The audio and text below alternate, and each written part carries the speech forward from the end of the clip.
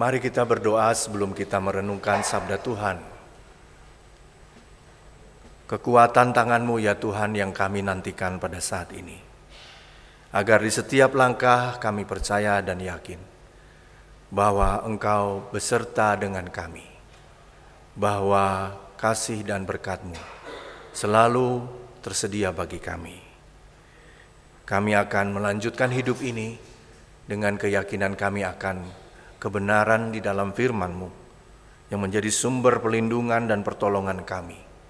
Bahkan tatkala kami dilanda berbagai macam badai kehidupan, didera oleh berbagai macam pencobaan, kami percaya bahwa di dalam firman-Mu itu kami beroleh kekuatan yang baru.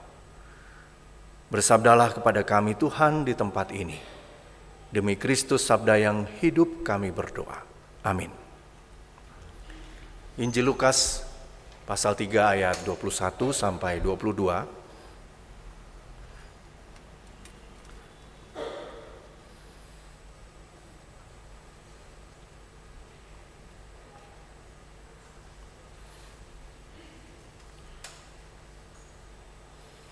Ketika seluruh orang banyak itu telah dibaptis, dan ketika Yesus juga dibaptis dan sedang berdoa, terbukalah langit, dan turunlah Roh Kudus dalam wujud serupa burung merpati ke atasnya. Terdengarlah suara dari langit, "Engkaulah anakku yang terkasih, kepadamulah aku berkenan." Demikian sabda Tuhan yang menyapa kita pada pagi hari ini. Berbahagialah setiap orang yang mendengarkan sabda Tuhan, memelihara dan melakukan dalam hidup setiap hari. Haleluya.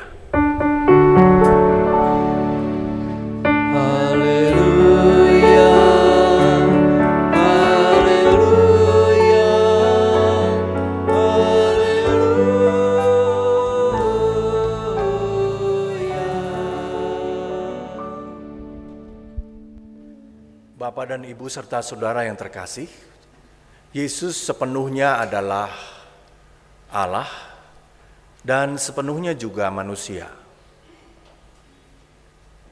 Perikop yang kita baca barusan adalah kisah tentang Yesus yang dibaptis.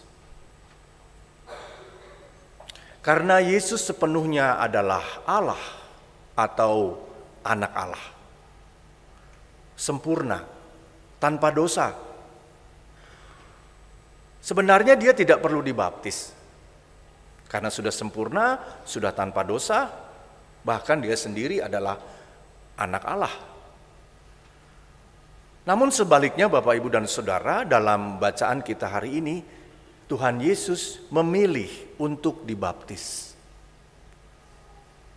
Dia memilih untuk menjadi salah satu dari antara kita yang berdosa ini, sepenuhnya dan seutuhnya menanggung dosa kita dan dosa dunia ini. Sebagai anak Allah, Bapak, Ibu, dan Saudara, apa yang ditampilkan oleh Injil Lukas, sosok Tuhan Yesus yang ikut serta dalam rasa sakit, penderitaan, bahkan kematian kita, karena dikatakan jelas tadi, sebab upah dosa adalah maut.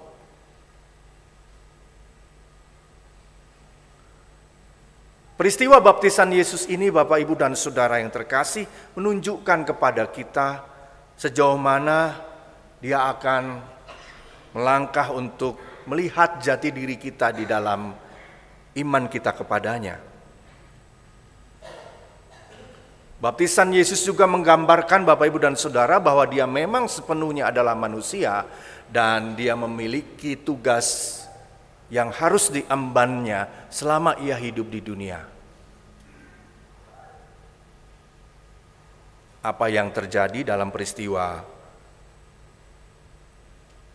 pembaptisan Yesus ini menjadi landasan Bapak, Ibu, dan Saudara tentang bagaimana kita tahu kisah Tuhan Yesus yang ditentang banyak orang bahkan akhirnya harus disalibkan. Dan semua itu Bapak Ibu tidak mudah. Tidak mudah. Lukas menempatkan kisah ini di awal perjalanan Tuhan Yesus. Ketika Tuhan Yesus belum memulai pelayanannya. Dan yang menarik Bapak Ibu dan Saudara, ketika Tuhan Yesus berdoa, ada suara dari langit yang berkata kepadanya, "Engkaulah anakku yang kukasihi, kepadamulah aku berkenan."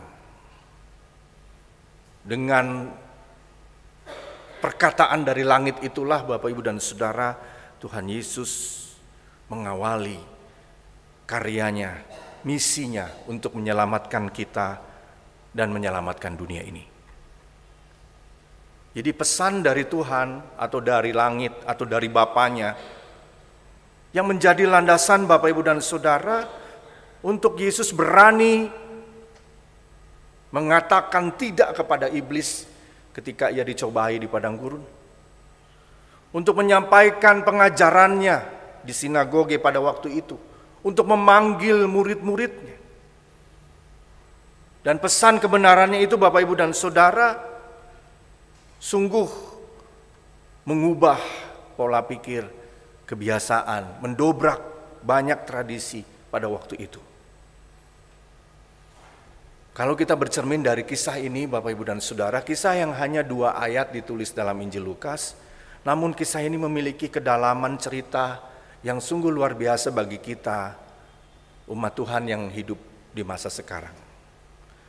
Barangkali di antara kita masih ingat kapan kita dibaptis. Kalau saya tidak ingat, karena saya masih usia berapa bulan ya dibaptis sama orang tua saya. Diserahkan untuk dibaptis. Mungkin kebanyakan kita seperti itu ya, masih bayi, dibawa, dipegang-pegang kepalanya sama pendeta. Apa sih itu ya, pakai air dingin lagi gitu ya, kalau kita sudah ngerti. Kebanyakan kita mungkin belum paham karena masih sangat bayi, masih kecil. Tapi juga mungkin ada di antara kita yang sudah dewasa, kemudian memilih untuk dibaptiskan. Baptisan Yesus menjadi dasar bagi kita Bapak Ibu dan Saudara, seperti halnya Yesus yang menjadikan momen itu sebagai saat di mana ia beroleh kekuatan untuk melakukan karyanya, untuk bisa berani melawan berbagai macam tantangan di dalam hidupnya. Dan seharusnya juga kita dalam hidup ini, ketika kita mengalami pencobaan hidup, mengalami kesusahan, seharusnya kita ingat kembali ketika kita memilih untuk menjadi Kristen, untuk menjadi pengikut Kristus, untuk dibaptis. Peristiwa baptisan ini juga Bapak Ibu dan Saudara menunjukkan bahwa Yesus adalah Mesias, sekaligus juga dia adalah hamba Tuhan. Bagaimana dia memilih tadi sekali lagi untuk dibaptiskan, meskipun dia adalah anak Allah yang sempurna. Dia yang adalah Tuhan memilih untuk menjadi hamba, memilih untuk menjadi pelayan.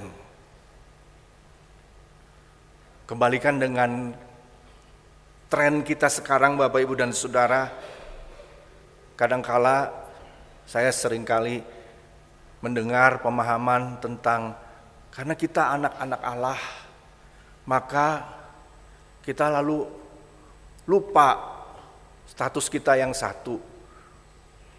satunya lagi yaitu hamba Allah. Apakah kita selama ini berperilaku seperti hamba atau justru seperti anak yang kemudian menuntut Tuhan, meminta Tuhan mengerjakan apa yang kita kehendaki? Kalau kita berdoa, kalau kita meminta sama Tuhan, kita maunya Tuhan mengikuti apa kata kita. Kan kita anak Allah. Apapun yang kamu meminta, kamu ketuk, kamu cari, gitu ya. Betul, itu akan kita dapatkan, itu akan kita peroleh Tetapi sikap Bapak Ibu dan Saudara sekali lagi harusnya yang menjadi hamba, yang harusnya mengerjakan, yang harusnya menuruti kehendak itu adalah kita, bukan Tuhan. Kitalah yang harus mengikuti kehendak Tuhan, apa maunya Tuhan. Sehingga kalau doa kita tidak terkabul, kita kemudian kecewa. Kemudian kita menyalahkan Tuhan, menyalahkan situasi. Kita menghadapi krisis Bapak Ibu dan Saudara. Kalau kita menganggap bahwa baptisan yang kita terima itu juga hanya sebatas ritus. Padahal baptisan adalah sebuah garis awal kehidupan iman kita di dalam Kristus Bapak Ibu dan Saudara. Baptisan adalah awal dari perubahan cara berpikir kita, perubahan cara hidup kita. Awal dari kita belajar untuk saling mengampuni, untuk kita terus hidup di dalam pertobatan. Karena kita hidup dalam pertobatan, karena kita hidup dalam pengampunan, maka kita bisa mengampuni. Dan ketika kita bisa mengampuni, kita bisa ikut merasakan, kita bisa peka dan peduli terhadap orang lain. Peka, peduli, care, perhatian itu bukan sebatas like dan subscribe Bapak Ibu. Zaman sekarang kan gereja-gereja itu ukurannya salah satunya ya Bapak Ibu, like and subscribe. Berapa banyak sih followersnya begitu ya? Berapa banyak sih fanbase-nya begitu. Zaman sekarang tuh fanbase itu luar biasa Bapak Ibu. Anak saya suka yang namanya artis Korea itu BTS. Ya, ada yang penggemar BTS di sini? Oma opa tahu BTS? Pasti nggak tahu BTS teh naon Pak. Ya. Kalau dulu mungkin zaman 90-an, zaman saya Bapak Ibu mungkin ada yang namanya Slankers. Slankers. Jadi fansnya slang gitu ya. Gereja itu salah satu ukurannya pengikutnya, fansnya harus banyak. Ya. Kalau nonton di rumah digital ministry kita hari ini jam 9.30 ini, tolonglah di like dan subscribe gitu ya. Misalnya anggota jemaat GKP Bandung itu ada 1.000 sekian. Cobalah like semua gitu kan setiap kali pendeta Adi khotbah, pendeta Firdaus khotbah, pendeta Hada khotbah, pendeta Angki khotbah, pokoknya pendeta Kristen mau pendeta-pendeta GKP lah. Like-nya dibanyakin Bapak Ibu. Jangan cuma 10, 30 ya atuh. Kita nggak dapat penghasilan. Itu ukurannya ya, zaman sekarang. Bahkan sebuah ibadah juga harus seperti itu supaya yang hadir banyak. Ini jangan-jangan pengikut Kristus sudah bergeser ya, jadi fans, jadi penggemar. Padahal Bapak Ibu memang ada aspek positifnya dari fans itu. Misalnya fansnya BTS, dia berupaya untuk bisa berdandan, outfitnya itu sesuai dengan idolanya. Misalnya siapa idolanya, itu dandanannya harus sama, model rambutnya sama. Bahkan kalau kulitnya agak gelap ya diputih-putihin lah, gimana caranya. Padahal menjadi pengikut Kristus harusnya lebih dari fans. Ketika kita melihat Yesus yang care, Yesus yang peduli, Yesus yang mau menjadi hamba, harusnya kita juga totalitas dong di situ. Seharusnya kita juga menjadi radikal di situ Bapak Ibu dan Saudara, dalam arti mempraktikkan nilai-nilai Kristen yang lebih serius. Tidak sekadar ikut-ikutan. Ikut-ikutan. Kalau hanya ikut-ikutan itu seperti minuman bersoda. Yang ketika dibuka keluar banyak, wah ramai sekali. Nanti beberapa saat kemudian dia habis sodanya. Nanti pindah lagi ke sana. Di sini meledak lagi, pindah lagi. Kita nggak pernah punya akar, kita tidak pernah punya dasar yang kuat. Bahkan kita lupa akan baptisan yang pernah kita terima. Dan karenanya kita tidak bisa mengampuni, kita nggak bisa berbuat kasih secara sungguh. Karena itu Bapak Ibu dan Saudara, kita hanya sekadar ikut-ikutan, hanya kulit luarnya saja.